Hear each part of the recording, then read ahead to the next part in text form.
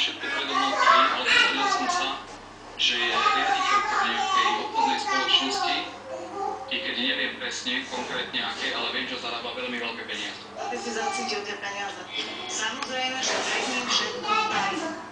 Veď on je úplne mnou posadnutý. On sa pýta, s kým som, čo robím.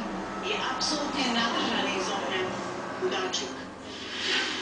No, to hovoríte o nej, ale čo sa snažíte robiť vy pre zlepšenie životnej situácie vašej No, finančnej? samozrejme musím aj niečo spraviť preto a chodievam po nejakých brigádach o puškách cez víkendy, ale tým pádom pracujem moje deti o výchovu, musím ich vždy dať niekomu, aby sa o ne postarali, aby som aj ja vlastne mohol tým pádom prispieť. Ale keby ona nám tých 100 eur mesačne prispievala, tak by bol aj ten život detí krajší a mohli by chodiť aj na nejaké výlety a niekam by som s nimi mohol chodívať, pretože takto len doma sedia a nemajú žiadne zážitky.